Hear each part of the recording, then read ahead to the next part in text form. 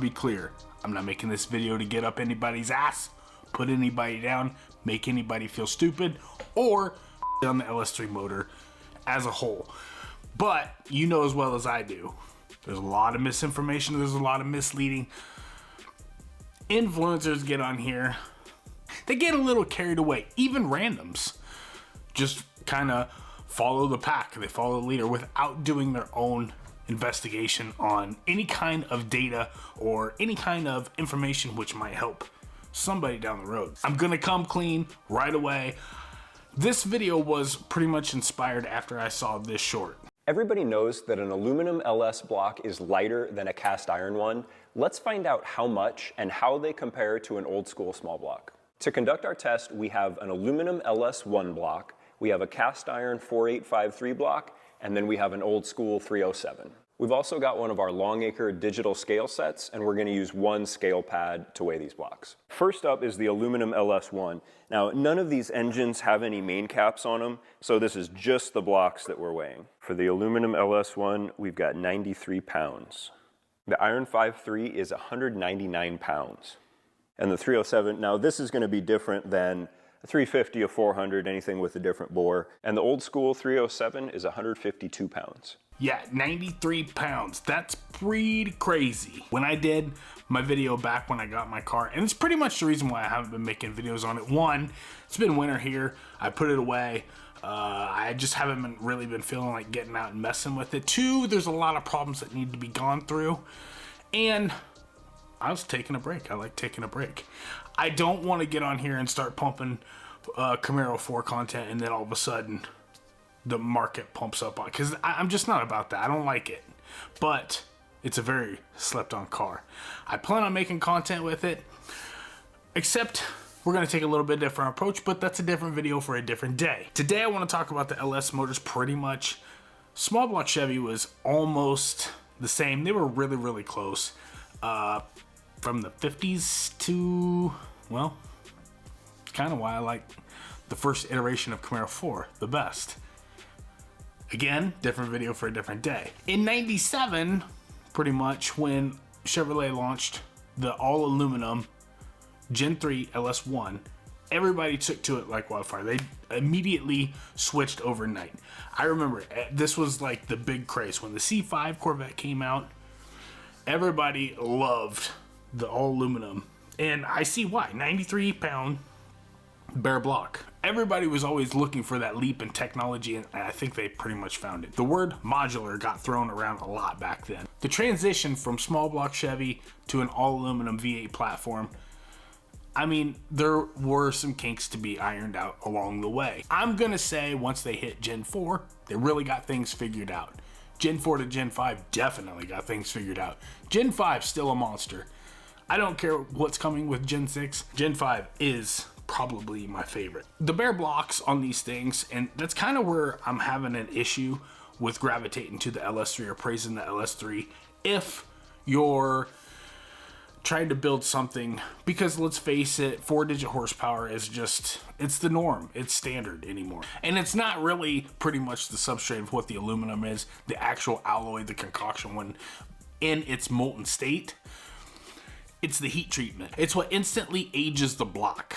Hardness, longevity, corrosion resistance, there's a lot that goes into the heat treatment of the block. So in the aluminum world, pretty much you got T3, which I mean pretty much is a joke. You really don't get into anything until T5. T5 and it tops out at T7.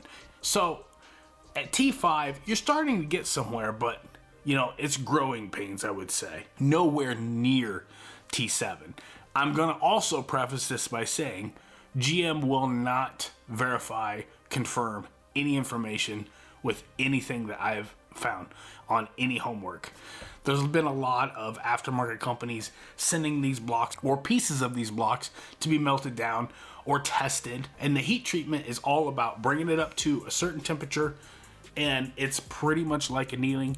Here's annealing pause the screen, read it, do what you gotta do without getting too far off track here. Every molecule, because you got like nickel, you got manganese, you got all different kinds of metals, and all different, the molecules are all different shapes and sizes. Well, if they stack and they glob together and bunch up, they might have like a void space here or whatever. When you heat it up, you allow all those molecules to like flow out into a neutral state.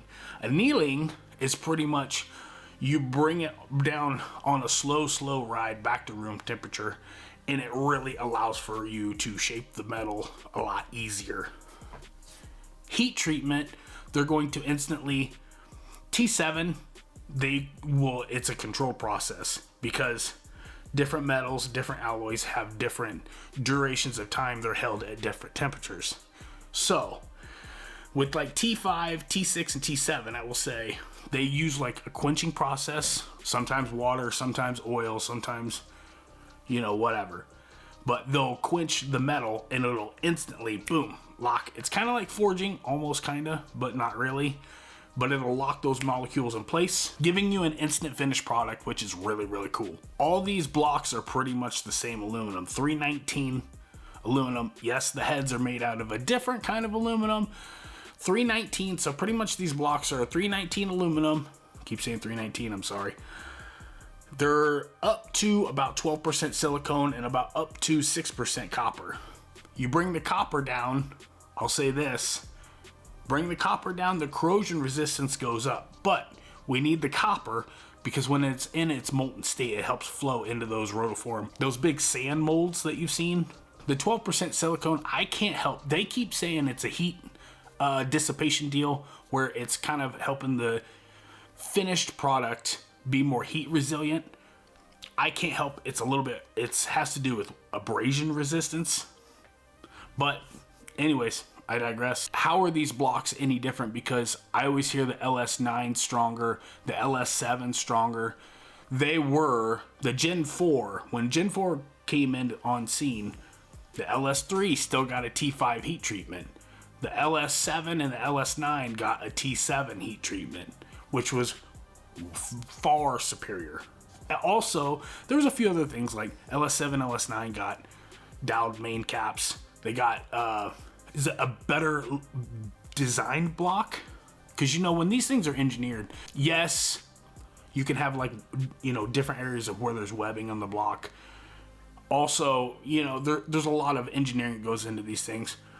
Those webs are going to pull heat. They're going to act like a heat sink, but they're going to add strength. They're trying to keep the weight down, so there's different. Yeah, I'll just put it this way. That's a rabbit hole you could go down in probably a series of videos. 319 T7 heat treatment all the way up to Gen 6. That's what they're still using today. So I would have to go into question with doing my homework on the engineering of the block and where they could see stress. I'm having a hard time buying into the LS3 with the T5 heat treatment because that crank wants to bow. So it's getting jerked all different directions at the same time. And it's when you're producing a lot of power and you stand on it. I don't know how many of you have had 800, 900,000 horsepower cars, but it is something, it's awesome. But it feels like a freaking elephant standing on your chest because, it just sits you back in the seat so far. That motor is going through a ton of stress. Now, I know, everybody's saying, well, the boom happens in the cylinder. And yes, these motors have cast iron cylinder sleeves, but still not the main caps. Like I said, that crank is trying to cowbelly them, it's bowing out. So that block is being put under a lot of stress. And I can't help but think, everybody dogs the LS1, LS2, and they pretty much praise the LS3. I'm not seeing the benefit to going LS3. Yeah, you're going to get the 6.2, so you're going to get the extra cubic inches, but I'm just, from the homework I've done, I don't think that T5 heat treated block can hold big power. Can you send the block back to a machine shop and have it reheat treated? Yes, you can. But again, when you heat those molecules up and they flow out to relax, the whole thing moves. So you're going to have to send the block through the machining process to make sure everything is straight and true again. it only adds up the cost, and that's cost you could have saved up front and just bought a nicer, newer motor. Going back to the crank and how the block is taking a lot of stress under load when you're standing on it and has that much power and that much rotating mass causing stress on that engine. It's actually pretty incredible. That's where the Gen 5 is actually my favorite, and that's my favorite feature of the block, period. And that's the cylinder gusseted walls, because the more power you're producing and the bigger boom you need to go inside that hole, that cylinder wall is trying to balloon out, and the Gen 5 has got the gusseted cylinder walls. I mean, I see a lot of people making a lot of power with LS. I don't know how long it's going to hold up for, but I'm going to tell you what. I mean, there's a reason I think the LT4 is going to go down in history as one of GM's greats, but that could be just me. I would say the last thing I would consider before we wrap this up is strength. Now, a lot of people get into... When I was growing up, it was shear strength and tensile strength. A lot of people are bringing ductility into it. Ductility is pretty much like a metal. How far can you stretch it before it starts the spaghettification? Spaghettification process to stringing out. Tensile strength is how much PSI can it take to where it snaps. That's what a lot of people are immediately think, or a lot of engineers are using or throwing out there, and that's what they're referring to these days. So shear strength would think of scissors. How much PSI is it going to take to cut it, tear it? So tensile strength on, I know cast iron, you know, stuff gets so hard it becomes brittle. So that's where cast iron is really, really awesome. I know that Scogging the Dickey did a video where they made on an L8T, they did a twin turbo build, and that thing was like 2,200 horsepower. Freaking sane on a DI small block V8, which was that's pretty awesome. That's saying something. And I think just maybe like a week ago or something, they released a video doing 1,400 horsepower on a 4.3 V6. Do a lot of people need to go cast iron? No. But usually the PSI rating or tensile strength rating on like any 319 aluminum is somewhere, it's going to be somewhere in the 3,000s. Different machines have different ratings. And cast iron, on the other hand, it's going to be about 6,500. So it's crazy strong, but you're added weight. Referring back to the short clip that started this whole video to begin. 93-pound block versus a 200-pound block. Half the weight. That's a big difference. So, you know, I wouldn't give up on the LS1 because I think the 5.7 is really sweet cubic inch, especially for a stock block. You can bore that block 30 thousandths over, and it's actually a real good butter zone for the rotating assembly, from what I'm hearing as far as small block Chevrolet goes.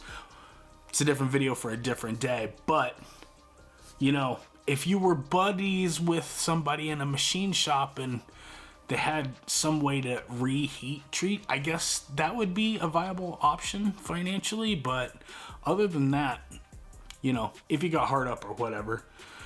But here's the thing, I'm gonna say it. I come across a video like this.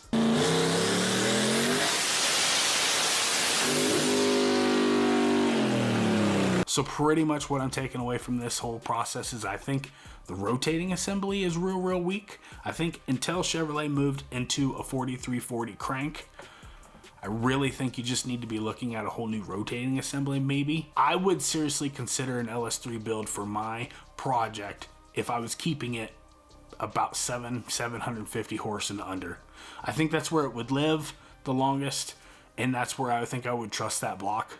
But anything above that, 750, 800, I'm not going that route, man. I need a T7 heat treated block for sure, and that's just where I'm gonna leave it. You guys hit me up in the comment section, like, subscribe.